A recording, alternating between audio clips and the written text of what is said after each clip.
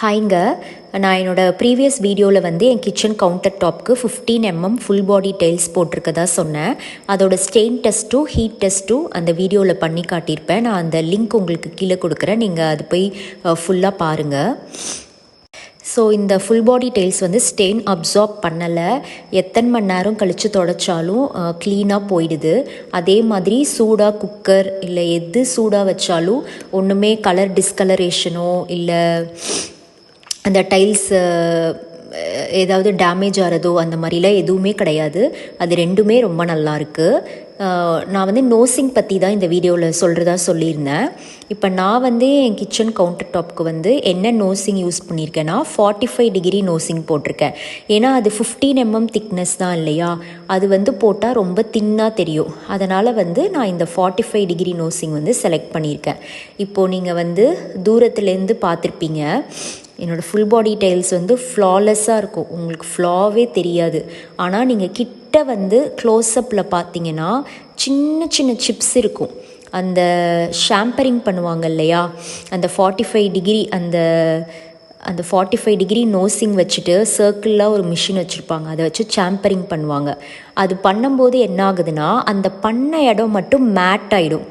அதாவது டாப்லாம் க்ளாஸியாக இருக்கும், உங்களுக்கு சைடும் க்ளாஸியாக இருக்கும். அந்த மிஷினை வச்சு எந்த இடத்துலலாம் தேய்க்கிறாங்களோ அந்த இடம் ஃபுல்லாமே மேட் ஆகிடும். அது ஒன்று தான் வந்து எனக்கு வந்து கொஞ்சம் இதுவாக இருந்த மாதிரி இருந்தது. ஏன்னா கிரானைட்டோ குவாட்ஸோனா உங்களுக்கு இந்த மாதிரி இம்பர்ஃபெக்ஷன் வந்து இருக்காது.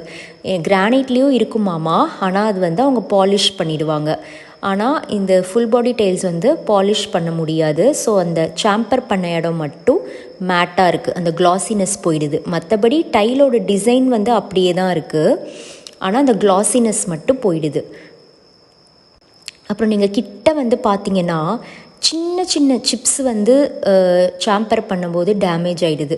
அது அவங்க என்ன சொல்கிறாங்கன்னா, கிரானைட்லேயும் அந்த மாதிரி நடக்கும், ஆனால் நாங்கள் பாலிஷ் போட்டு மேட்ச் பண்ணிடுவோம், இதில் வந்து மேட்ச் பண்ண முடியாது அப்படின்னு சொல்லிட்டாங்க. இது வந்து சாம்பர் பண்ணும்போது டைல்ஸ்னால் அந்த சிப்பிங் ப்ராப்ளம் வந்து லைட்டாக இருக்குது. இப்போ தூரத்துலேருந்து பார்த்தீங்கன்னா உங்களுக்கு ஒன்றுமே தெரியாது, சூப்பராக இருக்கும், ஃப்ளாவே தெரியாது, குவாட்ஸ் மாதிரி தான் இருக்கும் பார்க்குறதுக்கு.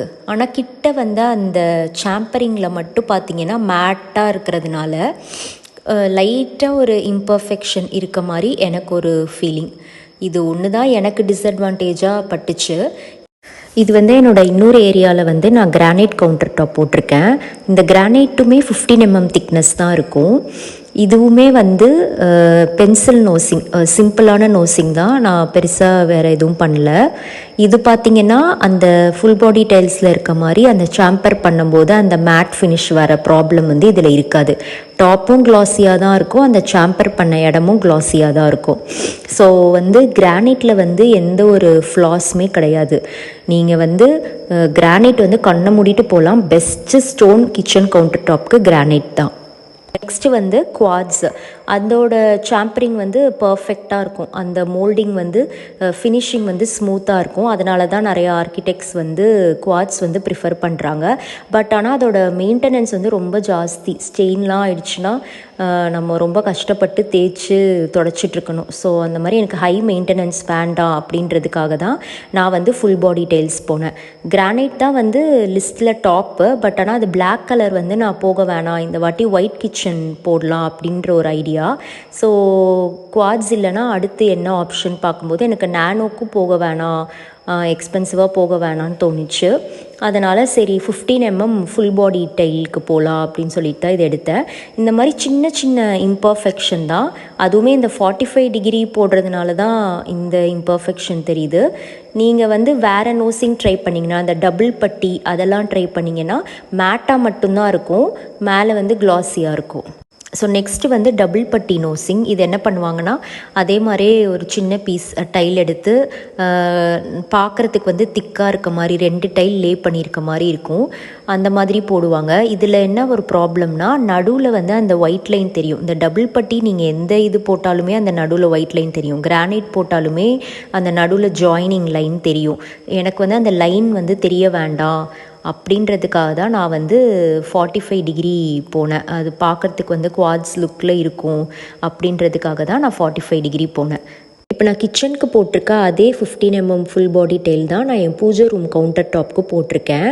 ஆனால் இதில் ஒரு டிஃப்ரென்ஸ் என்னென்னா, நான் 45 டிகிரி நோசிங் பண்ணலை. இது பேர் வந்து பென்சில் நோசிங். இது ஜஸ்ட்டு சும்மா சிம்பிள், ரொம்ப சிம்பிள். ஜஸ்ட்டு 2 கார்னரையும் வந்து மடித்து விட்ருவாங்க சாம்பர் பண்ணி. இதில் வந்து உங்களுக்கு அந்த சிப்ஸ் ப்ராப்ளம் வந்து இருக்காது, ஏன்னா ஜஸ்ட்டு சாம்பர் மட்டும்தான் பண்ணுறாங்க. அதனால் இதில் வந்து உங்களுக்கு பெருசாக அந்த சிப் ப்ராப்ளம் இருக்காது. இதில் என்னென்னா மேட் ஆகிடும். அந்த சைடில் தெரியுது இல்லையா, நான் க்ளோஸ்அப்பில் காட்டுறேன். இது மட்டும் உங்களுக்கு மேட்டாக இருக்கும். டிசைன் வந்து அதே தான் இருக்கும். மேலே பார்த்தீங்களா க்ளாஸியாக இருக்குது, ஆனால் அந்த சாம்பரிங் பண்ண இடம் வந்து மேட்டாக இருக்கும். இந்த பென்சில் நோசிங் பண்ணும்போது பெருசாக டேமேஜ்லாம் வந்து எதுவும் ஆகலை. ஆனால் என்னென்னா, உங்களுக்கு கிச்சனில் பார்க்கும்போது ரொம்ப சின்னதாக தெரியும், ரொம்ப தின்னாக தெரியும். அதுக்காக தான் நான் வந்து 45 டிகிரி போனேன். இதில் இன்னொரு ப்ராப்ளம் என்னென்னா, இது பார்த்திங்களா ஓரத்தில் வந்து சிப் ஆகிடுச்சு. அவங்க கேட்டதுக்கு என்ன சொன்னாங்கன்னா, சாம்பரிங் பண்ணும்போது சிப் ஆகிடுச்சு, எதுவும் பண்ண முடியாது. கிரானைட்னால் வந்து ஏதாவது ஒட்ட வச்சு பாலிஷ் போட்டால் தெரியாது, இதில் எதுவும் பண்ண முடியாது அப்படின்னு சொல்லிட்டாங்க. ஸோ இந்த மாதிரி சின்ன சின்ன சிப்பிங் ப்ராப்ளம் தான் இருக்குது. மற்றபடி இந்த டைல்ஸில் வந்து ஒன்றும் ப்ராப்ளம் இல்லை. ஸோ நெக்ஸ்ட்டு பார்த்திங்கன்னா, நம்ம ஓல்டு டைப் நோசிங், அதாவது கவுண்டர் டாப்பில் தண்ணி ஊற்றி விட்டால் கபோர்டுக்கு வராமல் இருக்கிறதுக்காக வச்சுருப்பாங்க. அந்த மாதிரியும் பண்ணிக்கலாம். நீங்கள் கிரானைட்டில் வந்து என்னென்னலாம் நோசிங் பண்ணுறீங்களோ அது எல்லாமே ஃபுல் பாடி டைலில் பண்ணலாம். ஒரே ஒரு டிஃப்ரென்ஸ் தான், அந்த சாம்பர் பண்ணுற இடம் வந்து மேட்டாக இருக்கும், அது மட்டும்தான் டிஃப்ரென்ஸு. ஸோ நான் ஏன் இந்த மாதிரி போகலன்னா, இந்த ஜாயிண்ட்லலாம் வந்து அழுக்கு வந்து சேர்ந்துரும். அதோடு இல்லாமல் வந்து கட்டிங் போர்டு வந்து எனக்கு வச்சு யூஸ் பண்ணுறதுக்கு அவ்வளோ சௌரியமாக இருக்காது. ஸோ அதனால் நான் வந்து இந்த மாதிரி டைப் போய்க்கிட்டேன்.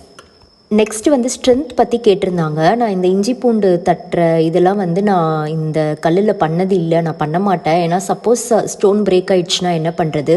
என்னோடய ப்ரீவியஸ் கிச்சன்லேயே வந்து கான்க்ரீட் கவுண்டர் டாப் மேலே தான் கிரானைட் போட்டிருப்பாங்க. நான் அதிலே நான் பண்ண மாட்டேன், ஏன்னா கிரானைட்லாம் கிராக் ஆகிடுச்சுன்னா ரீப்ளேஸ்லாம் பண்ண முடியாதுன்னு சொல்லிவிட்டு நான் தரையில் டவல் விரித்து தான் தட்டுவேன். ஸோ நான் இதெல்லாம் நான் அதில் வந்து ட்ரை பண்ணி பார்த்தது கிடையாது, ஏன்னா இது ப்ளைவுட் மேலே தான் இருக்குது. ஸோ நான் அந்த ரிஸ்க்கெல்லாம் நான் வந்து இது ஸோ அதனால் எனக்கு அதை பற்றி எனக்கு தெரியாது.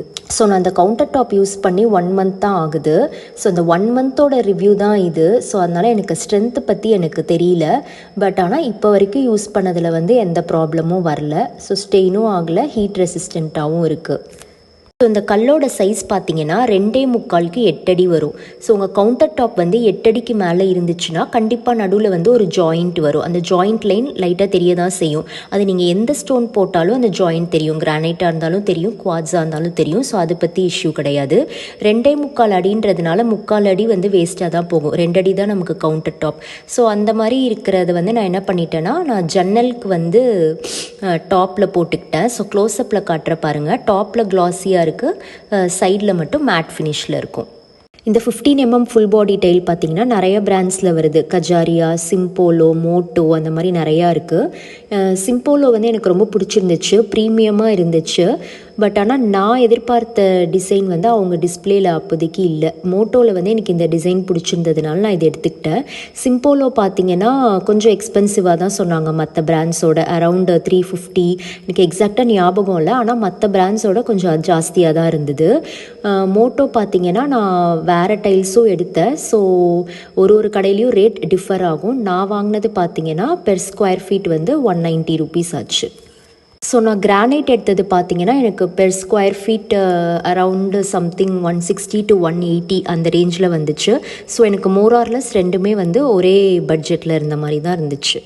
ஸோ நான் இதோட அட்வான்டேஜஸும் சொல்லிட்டேன், டிஸ்அட்வான்டேஜஸும் சொல்லிட்டேன். நீங்கள் அனலைஸ் பண்ணி நீங்கள் டிசிஷன் எடுத்துக்கலாம். உங்களுக்கு இதில் ஏதாவது டவுட்ஸ் இருந்துச்சுன்னா கமெண்ட் பண்ணுங்கள், நான் கண்டிப்பாக ரிப்ளை பண்ணுறேன். தேங்க்ஸ் ஃபார் வாட்சிங்.